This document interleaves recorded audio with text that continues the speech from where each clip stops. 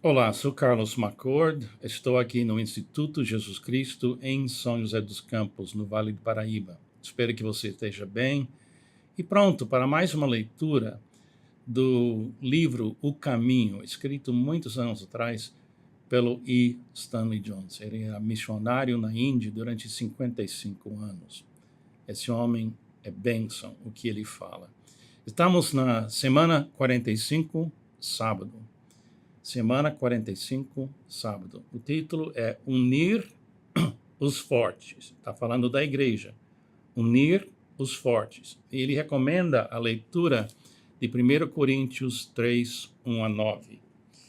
Irmãos, não lhes pude falar como a espirituais, mas como a carnais, como a crianças em Cristo. Dei-lhes leite e não alimento sólido, pois vocês não estavam em condições de recebê-lo. De fato, vocês ainda não estão em condições, porque ainda são carnais. Porque, visto que há inveja e divisão entre vocês, não estão sendo, não estão sendo carnais e agindo como mundanos? Pois quando alguém diz, eu sou de Paulo, e outro, eu sou de Apolo, não estão sendo mundanos? Afinal de contas, quem é Apolo? Quem é Paulo? Apenas servos por meio dos quais vocês vieram a crer, conforme o ministério que o Senhor atribuiu a cada um. Eu plantei, Apolo regou, mas Deus é quem fez crescer.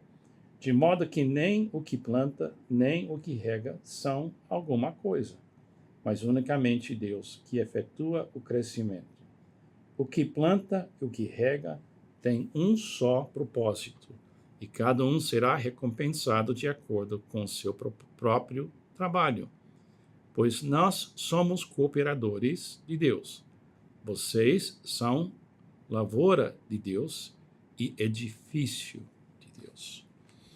O apóstolo Paulo falando muito forte para uma igreja que estava dividida e brigando, uma igreja que estava imatura.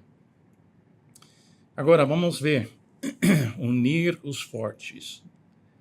Chegamos à próxima marca da igreja cristã, a marca 6.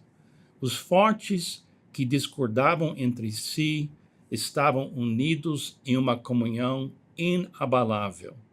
Paulo e Barnabé tiveram um desentendimento tão sério, Atos 15, 39, a ponto de se separarem por causa do impasse em levar Marcos, Atos 15, 39, já que ele os havia abandonado na Panfilha.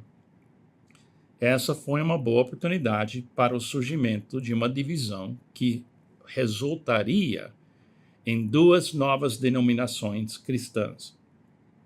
Uma seria a dos barnabitas, os que criam que a igreja deveria ser redentora. Marcos deveria ser redimido e ter outra oportunidade. A outra denominação seria a dos paulinos, os que criam que a igreja deveria permanecer pura. Marcos deveria ser afastado.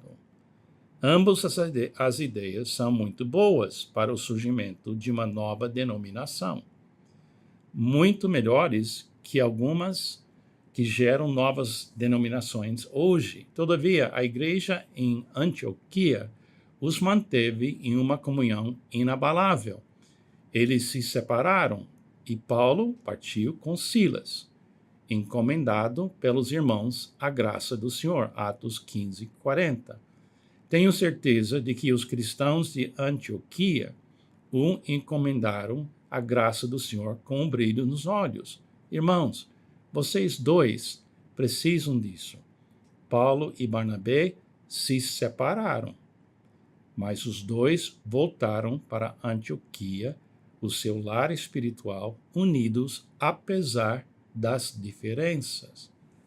Número 7. A igreja era redentora. Quando recebeu Marcos e Barnabé na comunhão, apesar do lapso de Marcos, a igreja o reestabeleceu pela lealdade de Barnabé e pela comunhão que cura. Mais tarde, Paulo se sentaria e ditaria ao seu escrevente: tragam Marcos com você, porque ele me é útil para o ministério, segundo Timóteo 4:11. Eu posso imaginar, eu posso ver o escrevente levantar os olhos com um sorriso irônico. Paulo pensa por um instante e diz: sim, é isso mesmo. Barnabé estava certo. Ele foi um cristão melhor do que eu.